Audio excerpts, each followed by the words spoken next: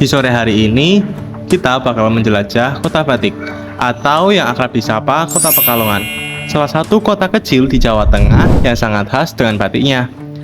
Tak lain, kita akan membahas dan mengeksplorasi batik yang telah diakui UNESCO sebagai warisan kemanusiaan untuk budaya lisan dan non-bendawi.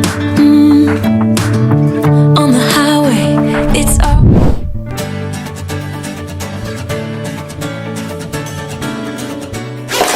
Route 66 and we keep on driving. We just do what we wanna do. Yeah, no, nothing's Halo semuanya, jadi sekarang aku lagi ada di Pasar Batik Sutomo Pekalongan. Nah, jadi Pasar Batik Sutomo Pekalongan itu pusatnya grosir batik Pekalongan. Nah, sebelum kita lanjut ekspor nih, kenalin, aku Andini Aulia Azhara dan nantinya akan ada rekan-rekanku. Halo, aku Andita. Halo, aku Junior. Halo, kenalin aku Farel. Yuk kita bareng-bareng keliling pasar batik terbesar yang ada di Pekalongan. Kayaknya seru nggak sih kita mengulik sedikit sejarah dari pasar ini? Pasar grosir batik Setono sebenarnya udah didirikan lama banget, yaitu dari 15 Desember 1941. Wah, sebelum Indonesia merdeka pasar ini udah ada. Sebenarnya tujuan awal didirikannya pasar ini ialah sebagai tempat menampung pengusaha kecil dan menengah untuk memasarkan produksi batik di kota Pekalongan. Karena kalau kalian tahu, dulu tuh justru produksi batik yang ada di kota Pekalongan malah dijual banyak di luar kota. Nah, gak afdol nggak sih kalau kita nggak tanya-tanya langsung sama ibunya yang jualan di sini? Yuk kita kepoin. Kira-kira batik putih di sini sudah ada di pasar Pekalongan Store ini sudah sejak kapan? Batik ini sudah sejak tahun 2000 pertama ada grosir Dari awal tahun berapa?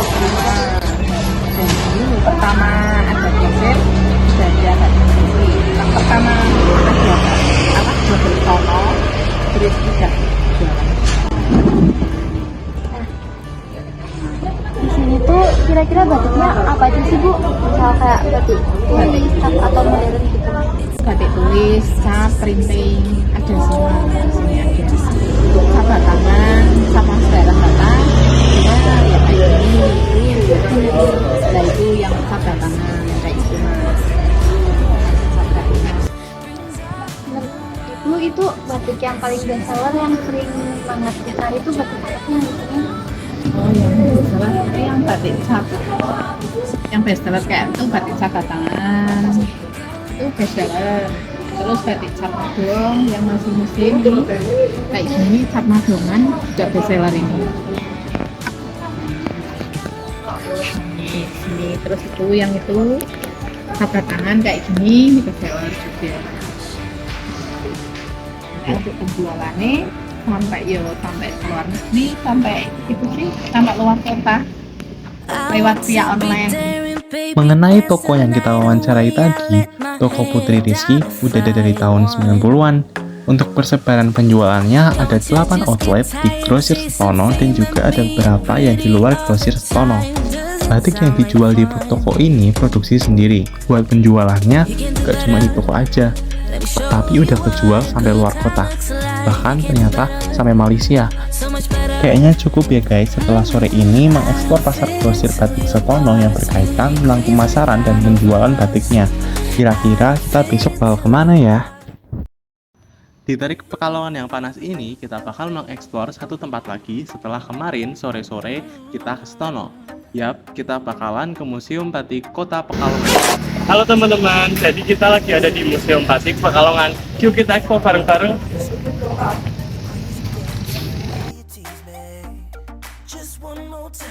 Sebelum masuk, kalian harus ke loket dulu ya, buat bayar tiket. Harga tiketnya ada 3 macam, yaitu buat pelajar, umum, dan mancanegara. Habis kalian bayar tiket, langsung masuk aja. Di Museum Batik ini ada banyak ruangan guys, ada ruangan pamer 1, 2, 3. Ruangan perpustakaan, ruang audiovisual, dan ruang workshop. Kita explore ruang pamer satunya dulu nggak sih? Nah, di ruang pamer 1 ada beberapa batik yang dikelompokkan sesuai asal daerahnya gitu. Ada dari Pekalongan, Cirebon, dan daerah lainnya. Ada sertifikat atau penghargaan yang diraih sama museum batiknya juga loh. Mereka ini udah dapat penghargaan dari UNESCO. Wow, keren banget. Aku dan temenku pengen banget nih tanya-tanya tentang museum batik ini. Yuk kita simak penjelasan dari salah satu staf di sini. Halo teman-teman, jadi di sini saya akan mewawancarai staf dari Museum Batik di Pekalongan. Halo Ibu. Halo juga, adik semua. Wah, cantik-cantik ya, ganteng-ganteng semua ya. Amin. Iya. Perkenalan dulu mungkin Ibu. Oh ya, Assalamualaikum warahmatullahi wabarakatuh. Perkenalkan, saya Ayu, saya sebagai salah satu staf yang ada di Museum Batik Pekalongan. Apa sih yang mendasari pembangunan Museum Batik ini? Ya, jadi Museum Batik Pekalongan ini terwujud dan diresmikan oleh Bapak Presiden kita, Bapak SBY atau Susilo Bambang Yudhoyono itu karena keinginan masyarakat Kota Pekalongan bahwa ada tempat yang khusus untuk menampung atau memfasilitasi atau menyimpan koleksi tentang batik. Bentar. Kita bahas sedikit cuplikan sejarah Museum Batik Pekalongan ya. Jadi, Museum Batik Pekalongan didirikan dan diresmikan pada 12 Juli 2006 oleh Bapak Presiden ke-6 kita.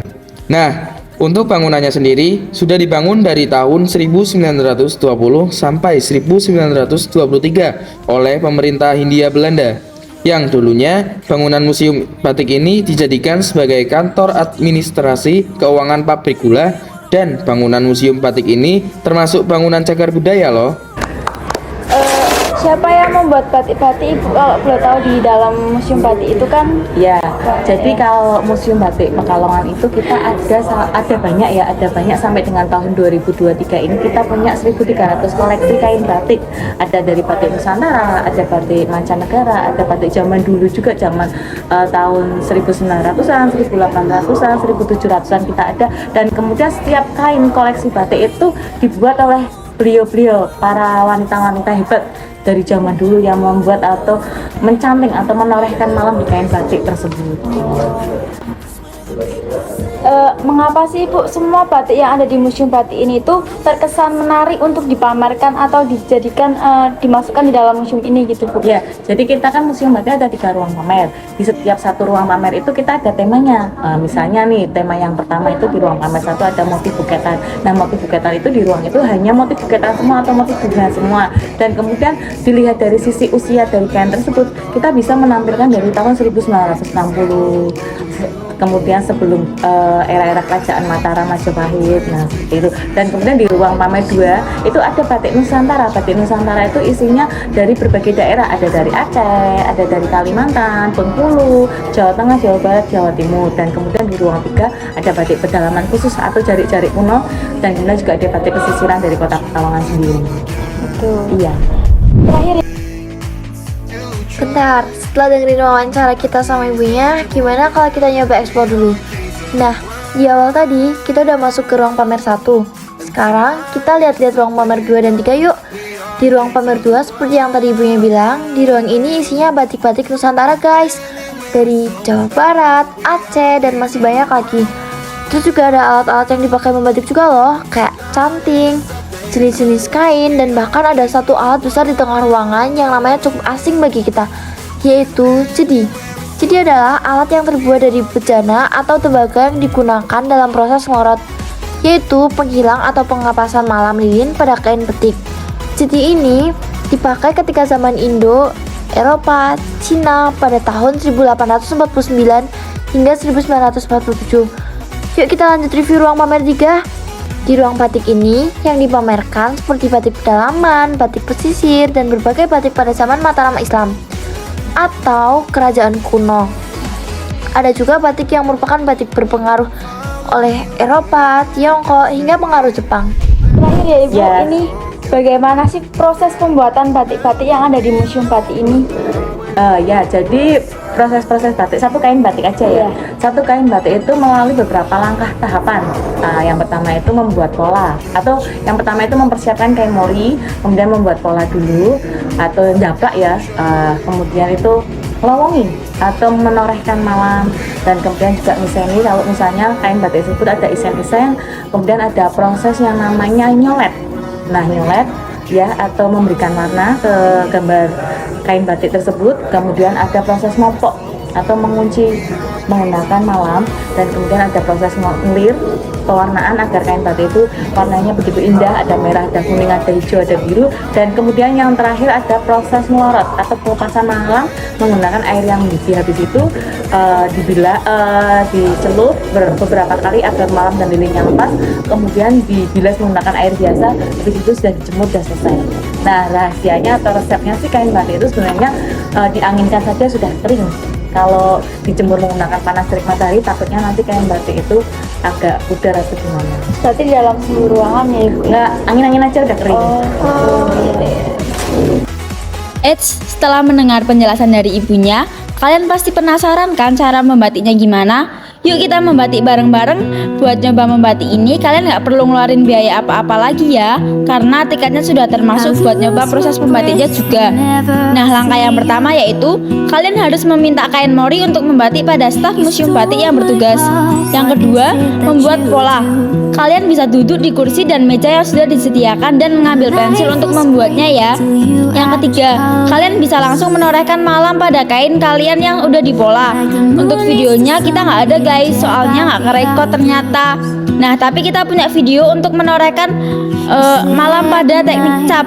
Jadi kalau kalian nggak mau ribet menggambar pola dulu, kalian bisa langsung ngecap batik pakai pola yang sudah disediain ya.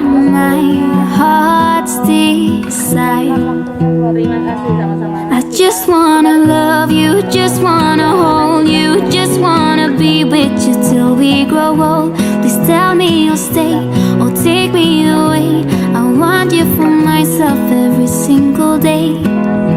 You said